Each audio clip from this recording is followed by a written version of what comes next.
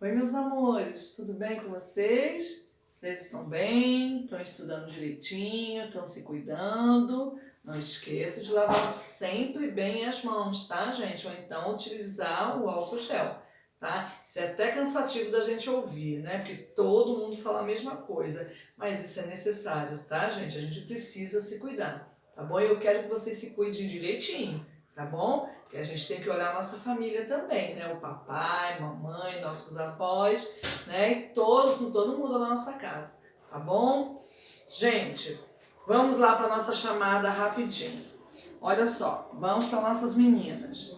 Ana Clara, Ana Tereza, Giovana, Joana, Joyce, Maria Eduarda Abdala, Maria Eduarda Ribeiro, Mariana e Rafael. Agora vamos aos nossos menininhos, meus lindos. Gabriel, João Pedro, Mateus Evangelho, Miguel da Silva e Miguel Tavares e o Thales Gabriel. Tudo bem? Um grande beijo para vocês, tá? Gente, olha só. Hoje nós já terminamos, né, o nosso conteúdo de ciências, né, dessa unidade. Então, hoje eu vou fazer com vocês uma revisão do nosso livro de reforço. Tudo que eu vou falar aqui, nós já discutimos isso em sala, né, em videoaula, tá bom? Então eu vou dar umas pinceladas, vou falar algumas coisas que nós já estudamos, né, nessa unidade. Então vamos lá, gente. O assunto que eu vou falar é sobre a água. As páginas tá para fazer os exercícios, tá, gente? É de 43 a 49. Não se preocupe com a quantidade, não, porque as questões são pouquinhas, tem muitas que é de marcação de X, então é poucos os exercícios, tá? Às vezes pode parecer muita quantidade, mas é pouco, tá, gente? Não é tanta coisa para se fazer, não. Gente, então, aqui, a partir da página 43, nós vamos começar a estar falando aqui sobre a água. O nosso primeiro assunto é que o planeta Terra, gente, vocês já sabiam, né? Eu tenho certeza disso. O planeta Terra, ele ocupa 70% da superfície terrestre. Apenas 30%, gente, é coberto por terra, tá?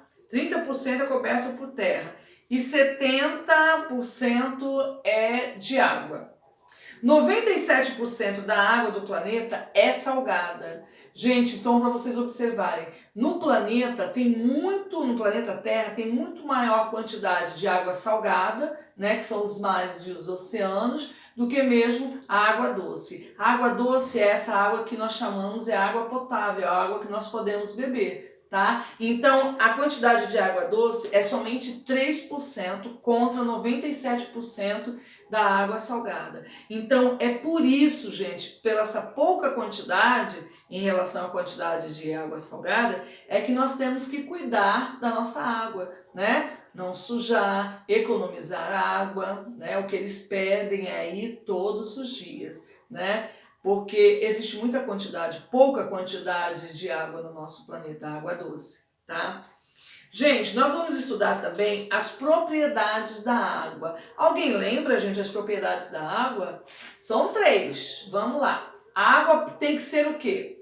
Incolor, tá? O que é incolor? Ela não tem cor. O que mais? Ela tem que ser inodora. O que é inodora? Ela não tem cheiro. E tem que ser insípida. O que quer dizer insípida? É sem sabor. A água, uma boa água potável, ela não tem sabor, tá, gente? Ela não tem sabor nenhum, ela tem o sabor da água, tá? Ela não possui sabor. Gente, vimos também que a água é um excelente solvente, né? O melhor solvente. Por quê? Ela pode dissolver substâncias sólidas, por exemplo, o sal e açúcar. Na hora que você coloca o sal e açúcar na água, rapidinho aquilo se dissolve, né? E também temos substâncias líquidas, Por exemplo, o álcool, o vinagre, né? Tudo isso se dissolve também rapidinho na água, né? E também existe o símbolo da água. Alguém sabe, gente, o símbolo da água? O símbolo da água é H2O. Assim, tá, gente? Ó, H2O, que é uma mistura de dois gases, o hidrogênio e o oxigênio, né? Por isso que esse é dois, né? Porque são dois gases, hidrogênio e oxigênio. Então, esse daqui é o símbolo da água, H2O, tá bom? Gente, nós vimos também os estados físicos da água. Quais são os estados físicos da água? Sólido, que mais, gente? Líquido e gasoso, né? Quando é que a água fica no estado sólido? Um exemplo de água no estado sólido. Por exemplo, as geleiras, um iceberg, né? Eu até comentei na sala de aula com vocês, nós estávamos ainda em sala de aula, que o Titanic, né, que foi aquele navio, ele bateu aonde? Num grande iceberg, né? Uma montanha de gelo, né? E é muito gelo, é muito gelo mesmo. Então, quer dizer, aquilo foi rasgando, acabando com o navio, né? Por isso que o navio afundou.